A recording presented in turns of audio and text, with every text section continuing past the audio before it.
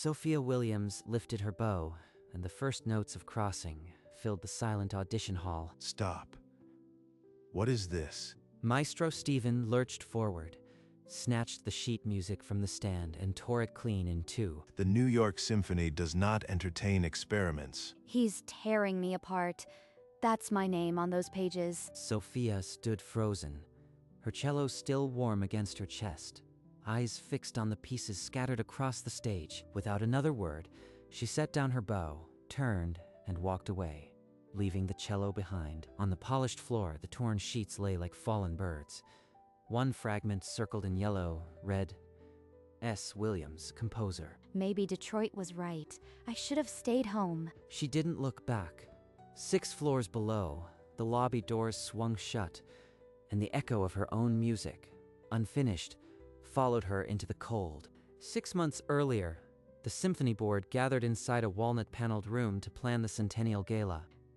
For our 100th anniversary, we'll commission an anonymous piece, a fresh American voice. The best entry will be our surprise encore. Submissions poured in from conservatories, garages, and Sunday morning kitchen tables. The review committee listened for weeks. Then, one recording silenced the room. A cello solo that climbed into your chest and wouldn't let go. The score was titled Crossing. The composer, S. Williams. This is the encore. Find me, S. Williams. I don't care if you have to call every music teacher in Detroit. The search consumed weeks. Meanwhile, Sophia Williams sat on the floor of her one-room apartment, the torn fragments of Crossing spread across the rug. 300 hours, every crescendo, and he tore it like a parking ticket. Maybe this cello is just dead weight. I should sell it and find a real job. She carried the instrument toward the door, then stopped. The wood remembered every piece she'd ever written. She couldn't let it go. Not yet. Across town, Catherine Bennett stared at the anonymous score on her desk. Somewhere out there, S. Williams had no idea her music was about to change everything. 2 days before the gala, a junior board member slipped into Catherine's office with a shake of his head. He told her about Stephen's outburst, the torn sheet, the public dismissal. Catherine's coffee cup hit the desk. Within minutes, her assistant returned from the auditorium basement with a crumpled envelope.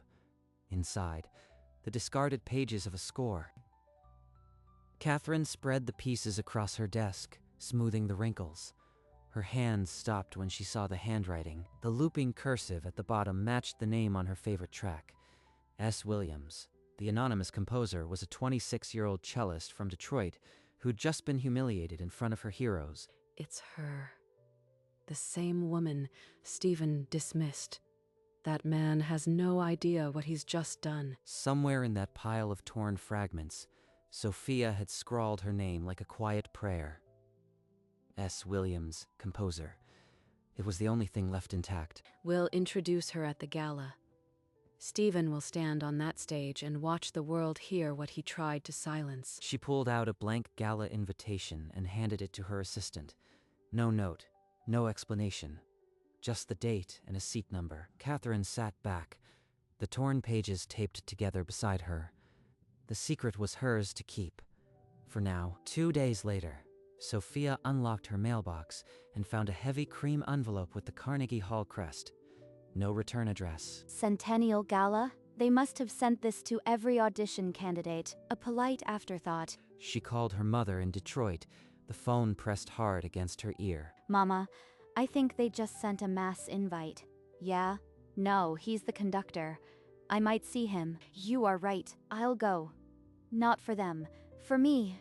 Maybe I'll meet someone who actually listens. That evening, she placed her cello between her knees and played the first movement of Crossing until her fingertips went raw. That sound, that's mine. He can't rip that out of me. But that night, the dream came. Stephen's hand, the tearing paper, the dismissive smirk, over and over. It was a dream. Just a dream. I am still here. The sun rose on gala day. Sophia pressed her black dress flat, steadied her trembling hands, and picked up her cello case. It was time to walk back into that hall by 7 o'clock. Limousines lined 57th Street. The marble steps of Carnegie Hall glowed under camera flashes. Sophia slipped in through the side entrance, her cello case pressing against her hip. My final bow before the encore. Make it slow. Let them remember who built this orchestra. After his final bow, you hand me the microphone. Not a second sooner. If he asks questions, you know nothing. Sophia found her seat in the second-tier box, half hidden behind a velvet curtain. Below, the orchestra warmed up, a sea of black and white. Nobody here knows my name, or that I stood on that stage last week. Good. The chandeliers dimmed. Stephen walked to the podium, baton raised, and the first thunderous chord of the symphony's signature opener shook the hall. He's brilliant on the podium. That makes the cruelty worse, somehow. Intermission. Backstage, Stephen accepted compliments with a practiced smile while Catherine checked her watch, counting the minutes. The house lights flickered. Audiences shuffled back to their seats. A stagehand moved the microphone to center stage. Stephen returned to the podium for the second half, unaware that the night already belonged to someone else. From the podium, Maestro Stephen conducted Brahms's Third with the arrogance of a man who believed the ovation would be his alone. This hall could hold my music, too. He just never gave it the chance. Sophia closed her eyes tightly. Behind her lids, she saw only his hands, tearing, ripping, discarding the only copy she'd held onto for 300 sleepless hours. The final chord crashed like a gavel, a beat of stunned silence.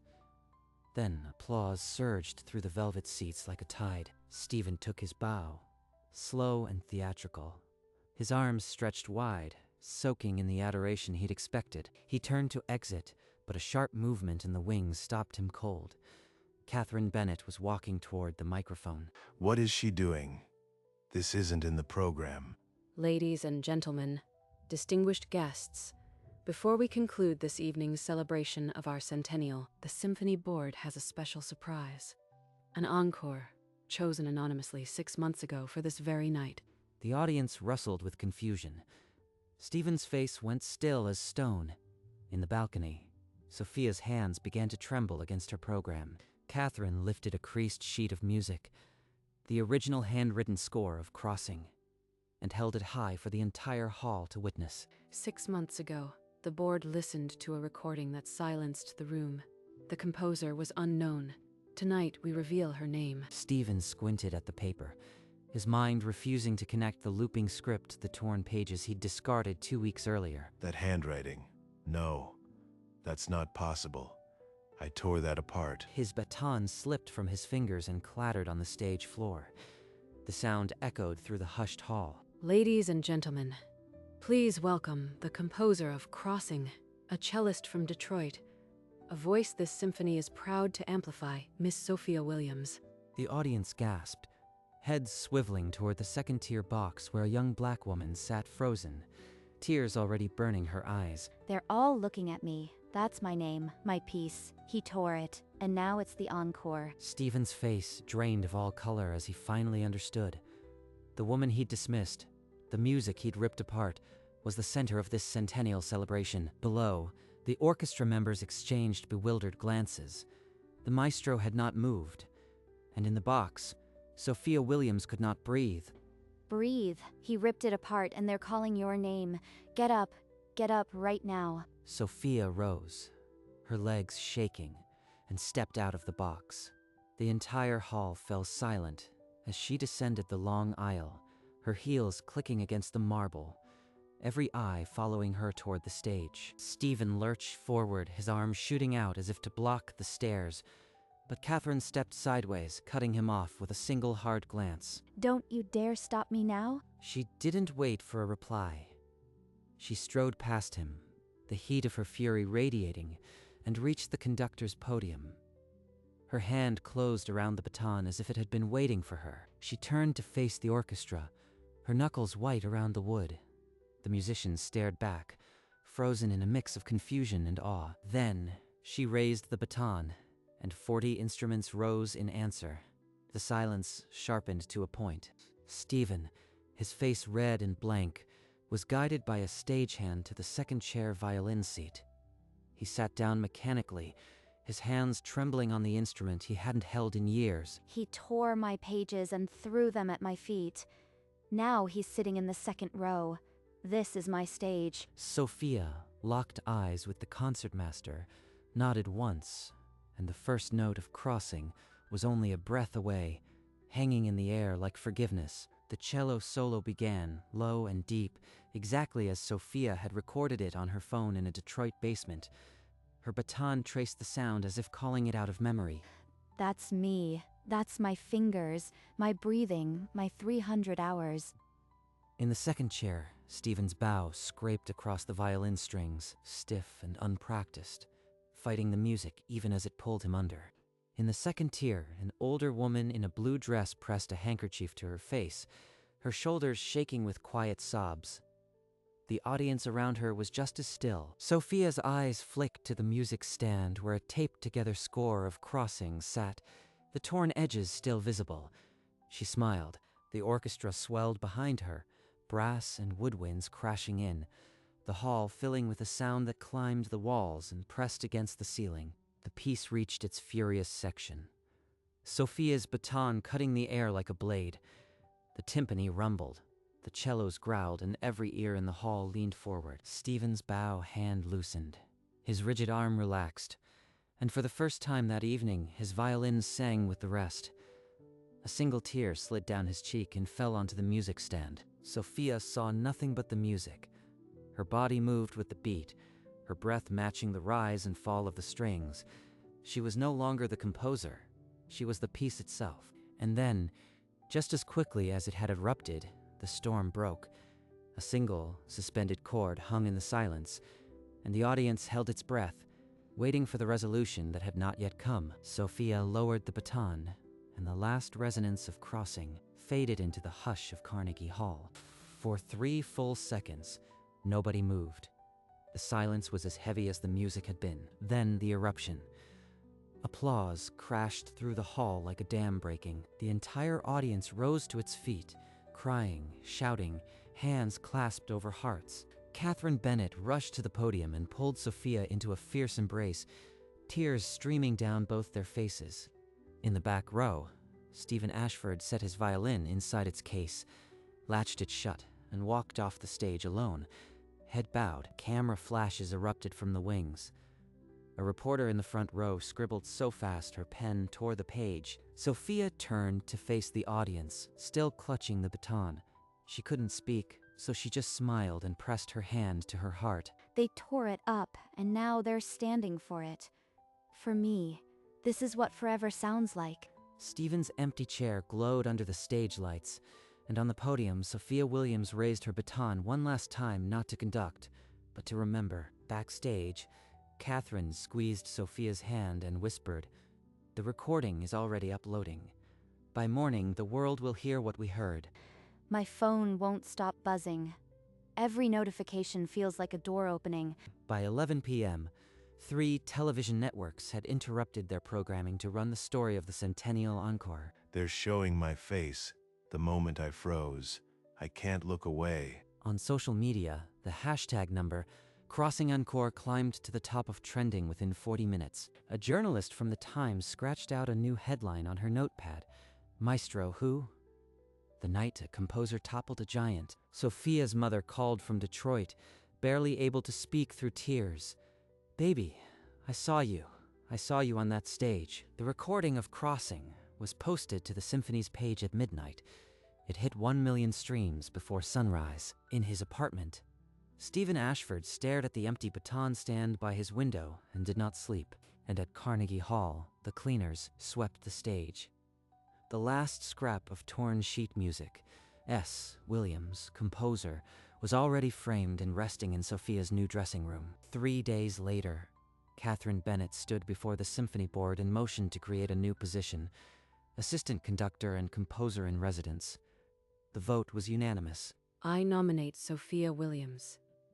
Not as a favor, because she earned it last Saturday in front of the world. Sophia was called into the room wearing rehearsal clothes, her hands still smelling of rosin from the cello. Sophia, The board wants you here permanently. We're offering you the role of assistant conductor. You'll also be our first composer in residence. Sophia signed the contract with a shaking hand. Catherine shook it firmly and whispered, "Welcome home." The next afternoon, Stephen Ashford stood in the same room, facing a less generous hearing. He was asked to explain his actions. I accept the censure. I'll submit my retirement, effective immediately. By the following Monday, his parking spot was empty. The nameplate pried from the door. Sophia received the key to her new office, and on the shelf sat a new baton case, engraved with her initials, S. Williams. That night, she stood alone on the empty stage, the house lights off, and for the first time she didn't hear Stephen's voice in her head. She heard her own. 1 month later, Sophia Williams stood before the orchestra for her first full program as conductor.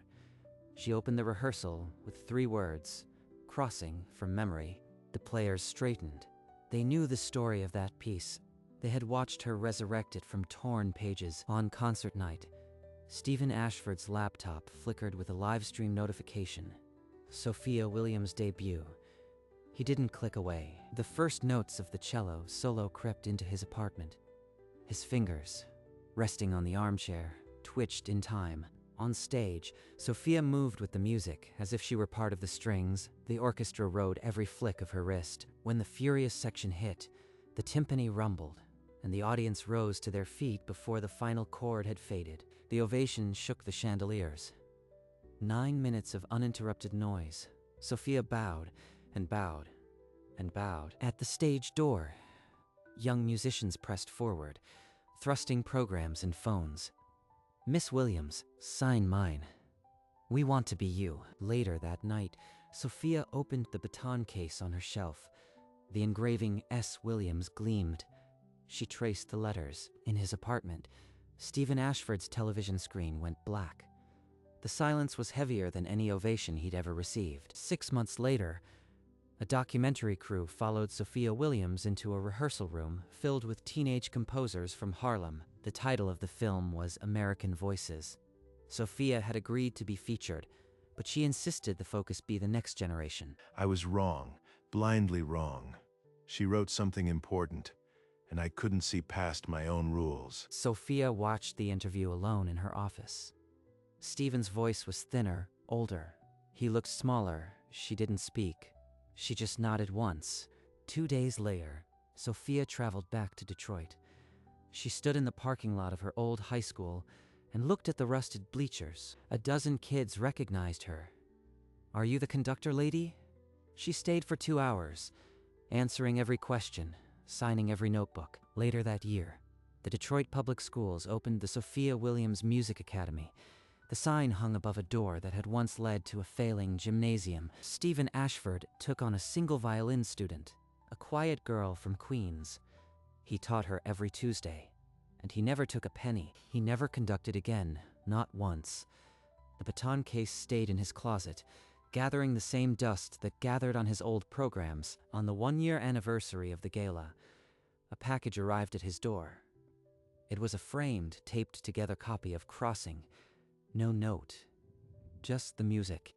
1 year later, the New York Symphony named Sophia Williams principal conductor, the youngest and first black woman to hold the post. Her first season was a statement. Every concert opened with a composer of color. Every soloist, someone who'd been told they didn't belong. At her inaugural concert, she walked to the podium and spoke into the silence. "This evening is for every unheard voice." Then she raised her baton and conducted a brand new commission by a 19-year-old black composer from Detroit, a girl who looked like she once had. The piece was sharp, defiant, and beautiful. The audience didn't wait for the final note to rise. They stood for 9 minutes, the same ovation they'd given Crossing, but now it was for someone else's dream.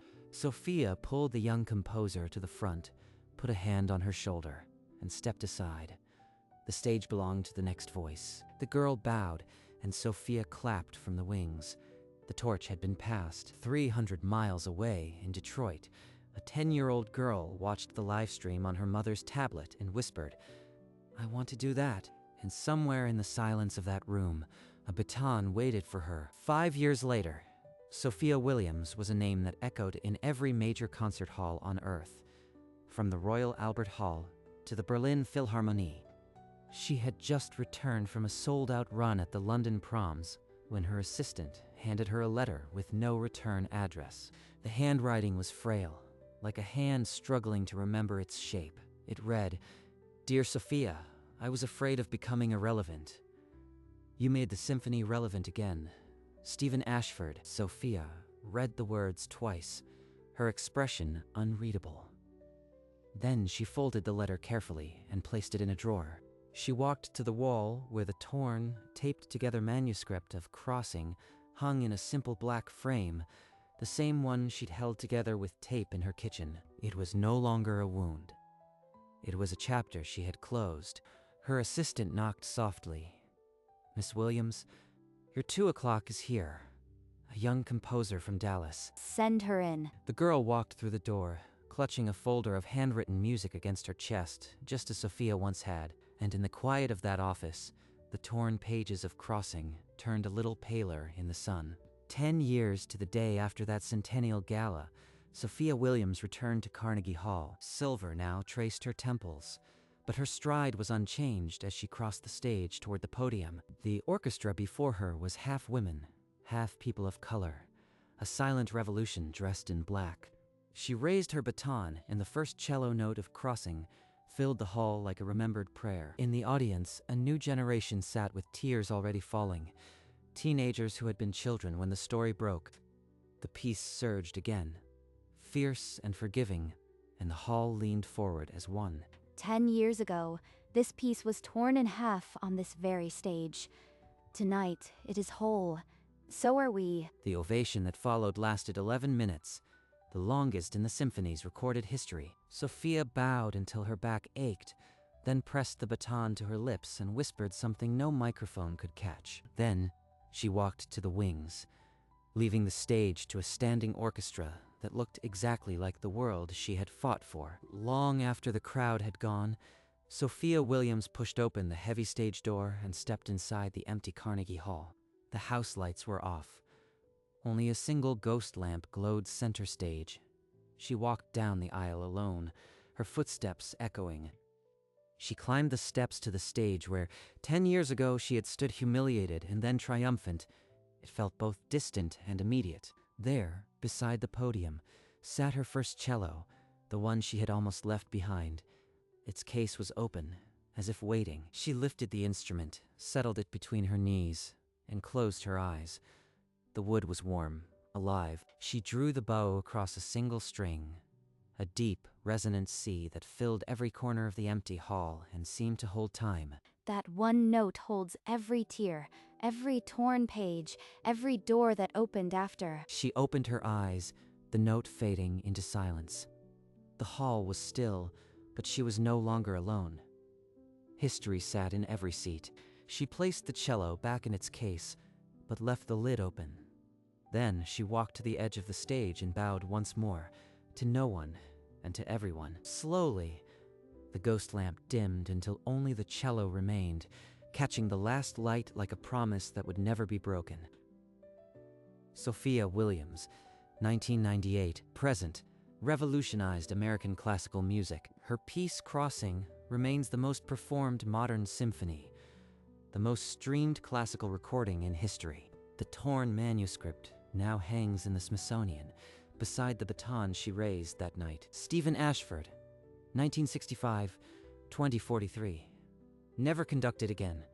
He taught violin in a rented studio. His only public apology remained the documentary interview.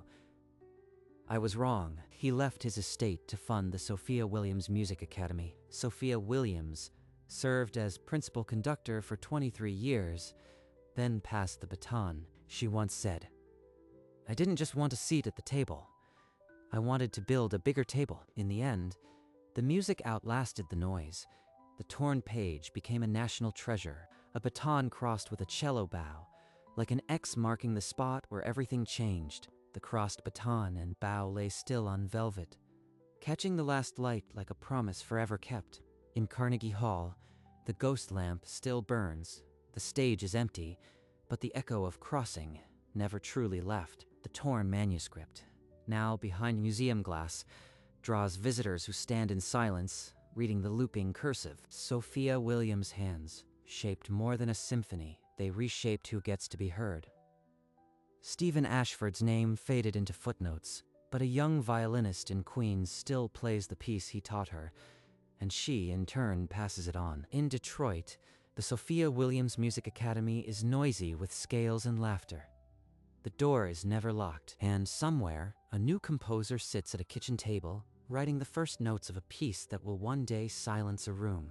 The baton and bow remain crossed, an X, a mark, a map of where it happened. The story is not about the tearing of a page.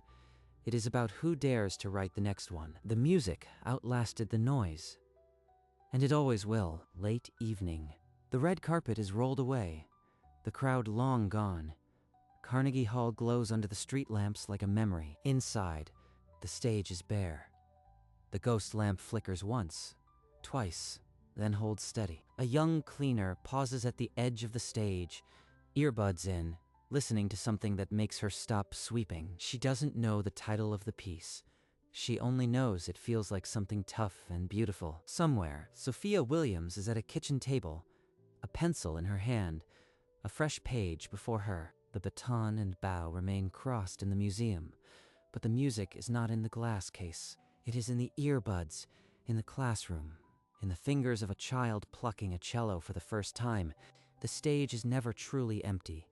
It carries the weight of every note ever played, and every now and then, a cleaner, a student, a passerby, stops and listens, because the echo of Crossing never really faded. The music outlasted the noise, and it always will. Some nights, when the hall is dark and the last cleaner has gone, the ghost lamp flickers, and for a moment, you can hear a single cello note. The note doesn't belong to any performance.